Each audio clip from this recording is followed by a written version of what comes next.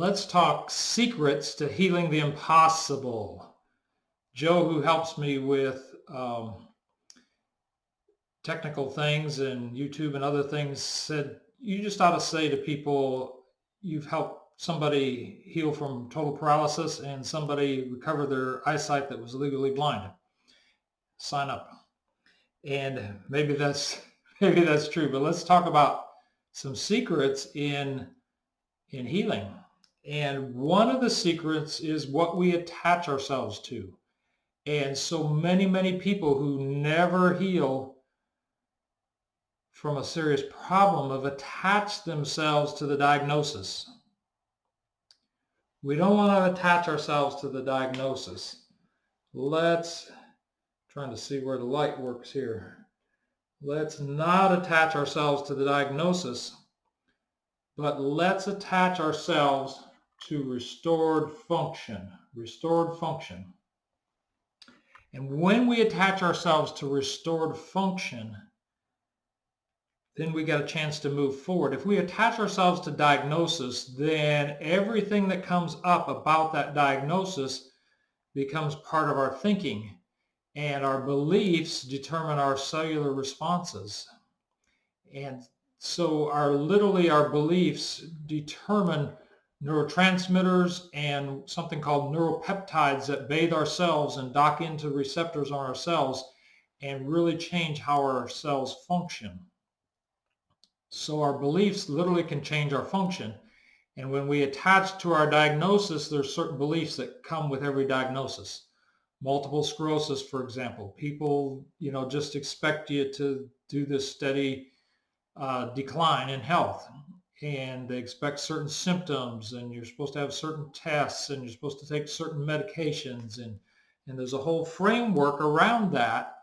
And if we attach to that, I'm not saying you shouldn't pay attention to the medical physicians or shouldn't pay attention to the diagnosis, but I'm saying don't attach to the diagnosis. When we attach to the diagnosis, then we can't move forward because everything that's involved with that diagnosis becomes part of our psyche. But we want to attach to restored function. So the question becomes, how can I get better function with my hormones? And I don't just mean things like testosterone, estrogen. I mean, how can I get better function with my blood sugar, which is a primary base thing to deal with? And how can I get better function with my adrenals and with my thyroid and all that sort of thing? How can I get better function with that? How can I get better function with my immune system? 70% of that is in my gut. So how can I get better function in my gut? That's one reason we run so many stool tests on patients, is because we find hidden infections that are driving inflammation, decreasing nutrient absorption, creating free radical stress in the body, and all of those things from an unhealthy gut. So how can I restore function to my gut? How can I clear a leaky gut? How can I get rid of foods that I may be sensitive to? And how can I decrease my sensitivity overall to foods and things in my environment? And then how can I help myself detoxify at a better rate, at a more efficient rate, but that's not too much? Because detoxification is often walking a tightrope. And so it's very easy to go on the side of too much, but it's also easy to be on the side of too little, and it doesn't have enough effect for us. So how can I do those factors? And then how can I restore neurological function? For example, one of the tests we do on everybody is heart rate variability, because it tells us so much about the autonomic nervous system and how we can restore function there. Do we need to get more vagus nerve activity, which is the rest, digest, and repair part of your nervous system?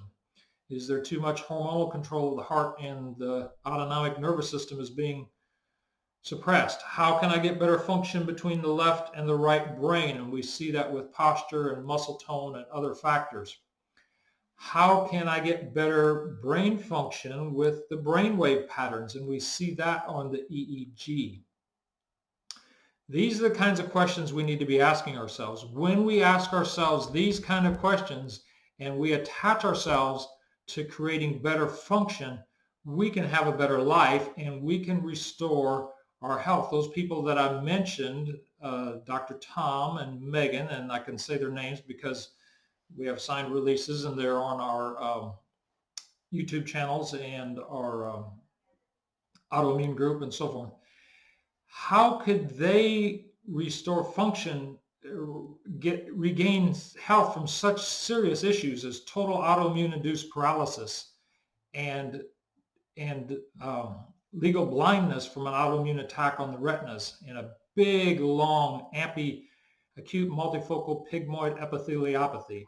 I hope I said that right, but a big diagnosis. Now, if Megan had attached herself to that diagnosis, I don't know if she would still have her eyesight. But she attached herself to restoring function. How can she fix her gut, and how can she fix her nervous system, and how can she fix her immune system and her hormonal system? That's what she attached to, and she regained her eyesight. And the same with Dr. Economou. What did he attach to? He attached to restored function and figured out how to get his function back, and then he got his life back. And you can see those videos in our autoimmune playlist. So if you want to heal from the impossible, don't attach to diagnosis. Attach to restored function. Restored function. That's what you want to attach to, and that's what will change your life and help you heal. I'm Dr. Michael Winters, Winters Wellness, Chiropractic Redefined.